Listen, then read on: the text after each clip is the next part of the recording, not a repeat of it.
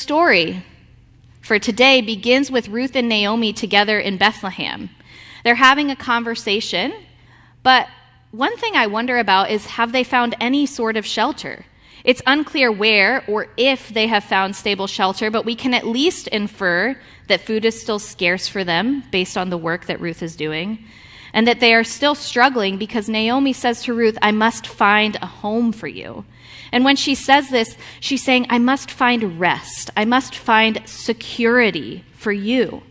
Being without a home, needing to constantly be working long days in the sun only to gain a meager amount of food to fill two widows' empty stomachs is no way to live and does not leave much opportunity to rest. Back in the beginning of the story, when Naomi tells Ruth to return to her home, she tells her to do so because it is there that she will have rest, security. There she will have a home. And in an act of hesed, Ruth forsakes security and goes with Naomi. And when she does this, when Ruth does this, Naomi is so deep in her despair, perhaps even depression, that she says nothing to Ruth. Ruth risks everything, gives up everything, and goes with Naomi. And in response, Naomi says nothing. Nothing. And yet, she begins to see these glimmers of grace. She begins to see hope. She begins to see a way out of despair, at least for Ruth. And so Naomi decides she needs to create a plan to protect Ruth, to find a home for Ruth, just as Ruth had protected her, an act of hesed. So she devises a plan.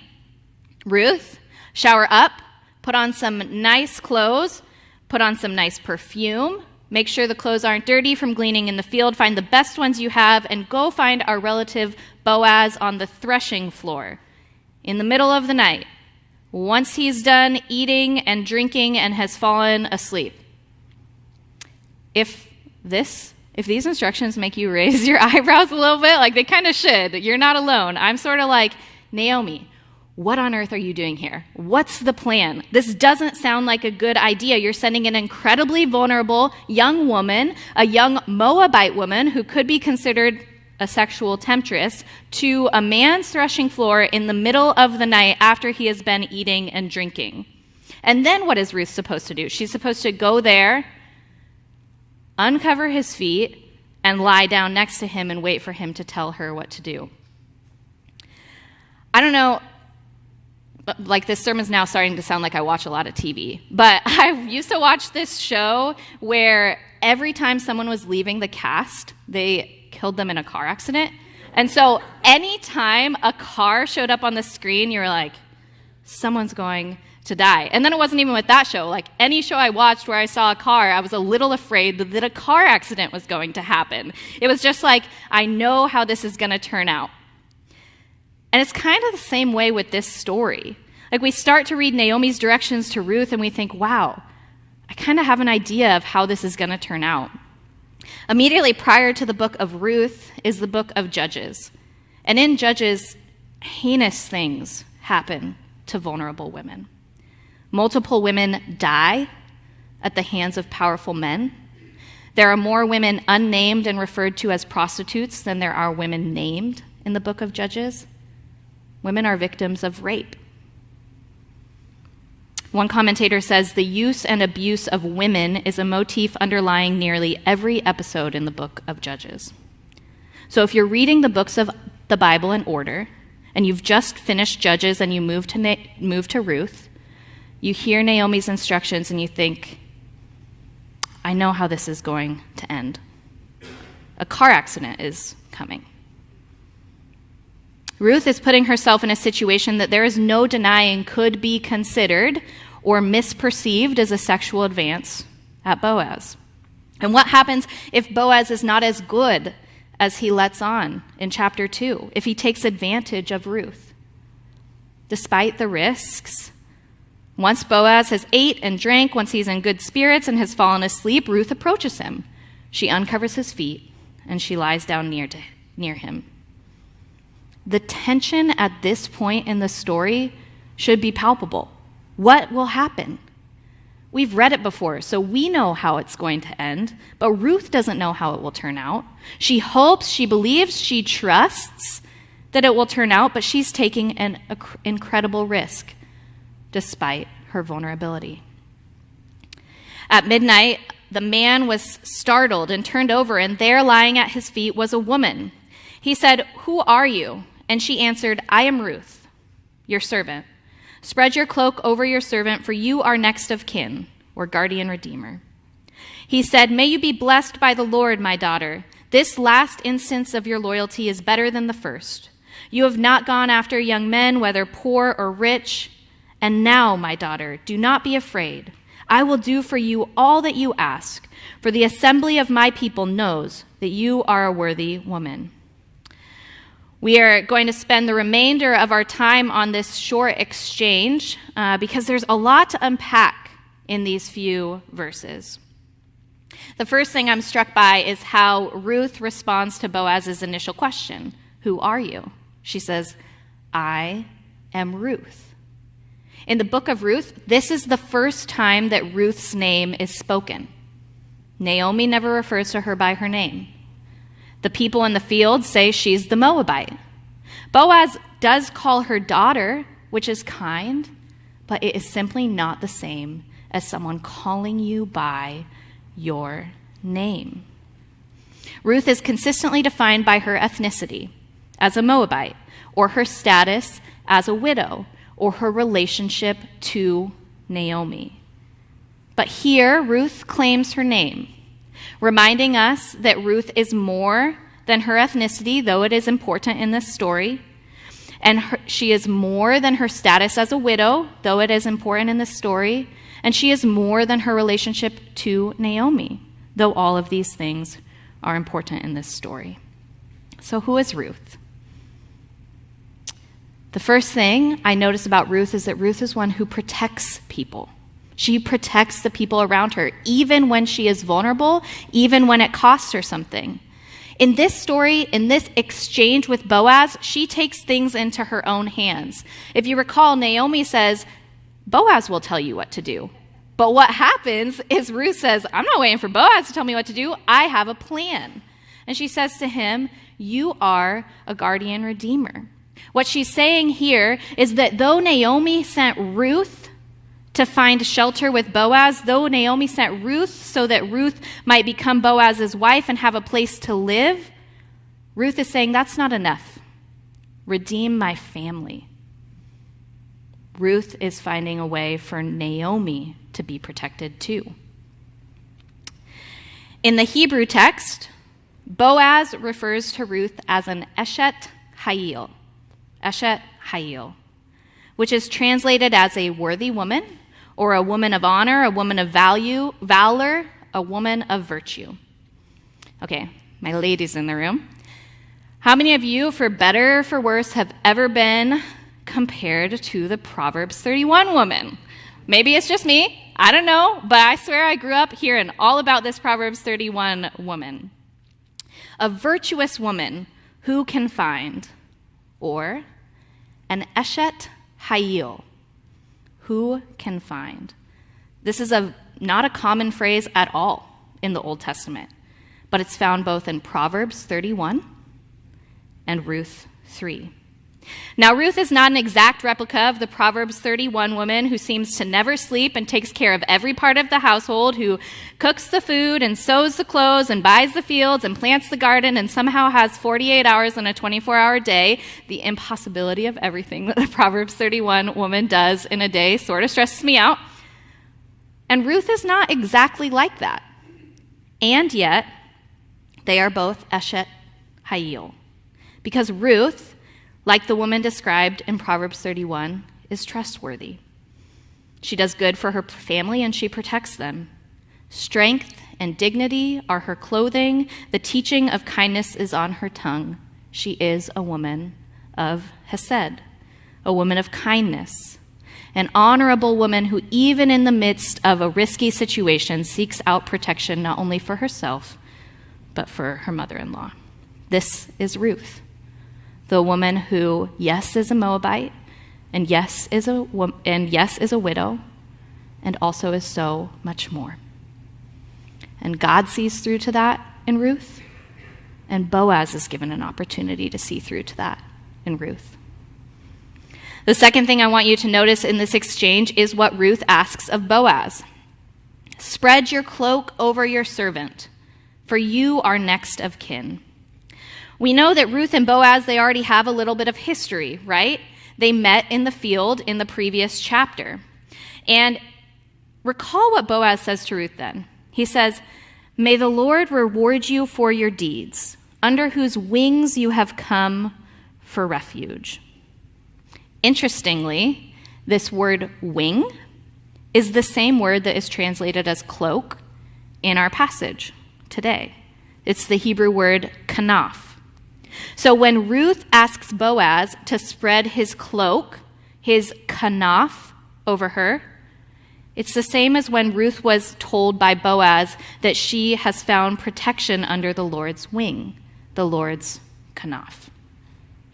In writing about the story of Ruth, Eugene Peterson says, "The providence of God appears under the forms of ordinary personal encounter." And we've already seen this in chapter 2. Boaz is beyond kind and generous to Ruth. He gives her food. He meets her in Naomi's basic needs. In an ordinary and personal encounter, Ruth and Naomi see the providence of God through the person of Boaz. And Boaz says, or perhaps he prays, "May the Lord reward you for your deeds, and may you have a full reward for the Lord. May you find refuge under the Lord's kanaf." It's almost as if Boaz says, "I have done all that I can for you, and I will pray that the Lord will do more." And as I've read this passage and I've considered the development of Ruth and Boaz's relationship, I've been thinking about how Boaz's initial action, while very kind and generous, doesn't actually put him into a situation of vulnerability. It doesn't take a lot of sacrifice. It doesn't cost him very much. In our modern day, I can think of some things that we do, good things that we do, which fall in a category like this. We might show up to a soup kitchen once a year and give our time to serve the hungry and leave with an intention and commitment to pray. We might donate the money that we've set aside for charitable giving to different missionaries, nonprofits, ministries, and make a commitment to pray for those who are actively involved. We may reach out to a friend who is suffering to let them know that we're praying. Now, I want to say this as clearly as possible so that no one misunderstands what I am suggesting here. These are all good and faithful things to be doing, ways that we serve God and love our neighbors well. But what I see in Boaz's story is that God is inviting Boaz to be the answer to the prayers he is praying for Ruth. Last week, Lori says the very thing that Boaz prays for is also how he lives for Ruth. You can't separate Boaz's loyalty from God's promise of loyalty. And God invites Boaz into that promise of loyalty. In his prayer that Ruth would find shelter from God, God responds saying, Ruth can find shelter with you in your home if you will make yourself vulnerable on behalf of Ruth and Naomi.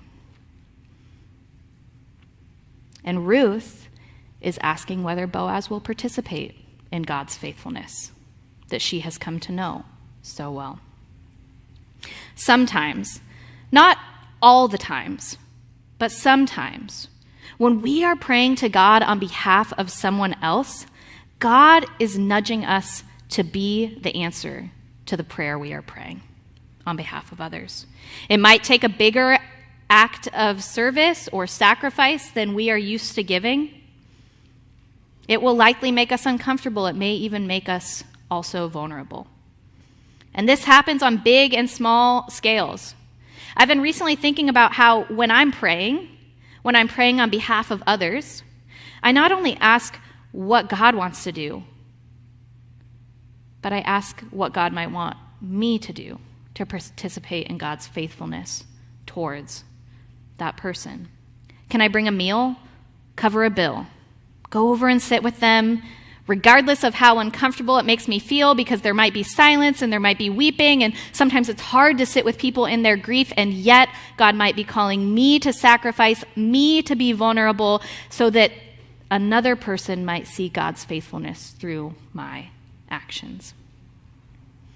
These ways of participating in God's faithfulness towards others, they don't have to be as radical as what happens with Boaz and Ruth, a marriage agreement in the middle of the night on the threshing floor. It would be pretty radical. But they don't have to be less than that radical either. The important thing is that we pay attention. Where is God calling us to put hands and feet and voices to the prayers that we are praying on behalf of others? After the conversation on the threshing floor, Boaz tells Ruth that he will attend to the matter immediately. He promises, as Ruth promises Naomi, I will do all you ask. I will do for you all you ask. The very next day, he will publicly make arrangements, that is, publicly make arrangements for Ruth, the Moabite, to see whether a closer relative will take place of guardian redeemer or if he will, a topic Lori will talk about more next week. Ruth stays for the night, and in the morning she goes back to Naomi with food from Boaz so that she was not empty-handed upon returning to her mother-in-law. And she then tells Naomi of all that has happened. What I want you to notice about this story, about every person in this chapter, is that each one of them is vulnerable in their own way. Ruth and Naomi are both vulnerable based on their status. They are widows. They are both without permanent shelter and income. They are lacking food and stability. And then Ruth, on top of all of this, is a foreigner, a Moabite. Her ethnicity is a mark against her, making her more vulnerable. And Boaz is alone, without a wife, and getting older in age. Loneliness can make a person vulnerable. Vulnerable to sadness and despair, vulnerable to judgment from others, vulnerable to bitterness, even vulnerable to untimely sexual desire, the way this story could have gone if it weren't for his noble character. Not only that, but he agrees to take this issue to the public square, making him vulnerable in public. Even though each one of these people are vulnerable, they all have a profound desire to protect one another. Naomi acts to protect Ruth. Ruth acts to protect Naomi and even Boaz. And Boaz's actions in this chapter and in chapter 4 will be to protect both Naomi and Ruth. Old Testament scholar Ellen Davis comments that the real test of covenant relationship is how one vulnerable person treats another who is likewise vulnerable. Each one of these people passes the test. They show brave determination, boldness on behalf of the other. They are vulnerable protectors exercising risky loyalty. Hesed in action. In the actions of each vulnerable person in this story, we see representations of the person of Christ, of God in flesh. In John chapter 1, we famously read that God puts on flesh and becomes human in the person of Jesus Christ. And what else is this but God making himself vulnerable on behalf of God's people? Vulnerable to temptations of Satan that are experienced in the desert. Vulnerable to the judgments of God's own people, the religious elite. Vulnerable to the regular struggles of humanity, sadness, the grief of losing a friend, betrayal, hunger, tiredness, gossip, and so much more. And vulnerable to a political and religious system that leads to his crucifixion on the cross. He is vulnerable to the point of death on behalf of God's people, on behalf of you and me, people who are likewise vulnerable because of our sin, because of the troubles of our society, simply because part of being human is experiencing vulnerability.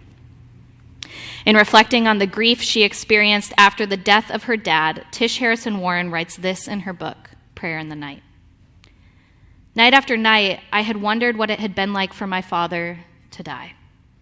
I imagined his final moments again and again more than I wanted to. I wondered whether he had known what was happening. He told me we would talk the next day. Did he know this was his last night? Was he afraid? Was he ready? Were there things he wished he had more time to say? Did death hurt? Did it feel like sleep or a struggle? Did he see God? What could my dad see now after death? What did he know or not know? And what struck me and brought both shock and comfort in its wake was the realization that the God I worship knows exactly what death is like. He knows what death means for human beings. It's an experience God himself deigned to share with my dad and with all of us. I have no idea what dying will be like, but Jesus does. He knows the feeling of his cells being starved of oxygen, of cardiac arrest and suffocation. There is no darkness into which he has not descended. He knows the texture and taste of everything I most fear. Jesus is well acquainted with the depths of our vulnerability. So we can be assured not only that God is a provider and a redeemer in response to our vulnerability, but also that God knows what it is to experience vulnerability. God meets us in those spaces as one who knows what it is to be vulnerable and offers us comfort, calls us to faith, provides us shelter, and secures our freedom and liberation.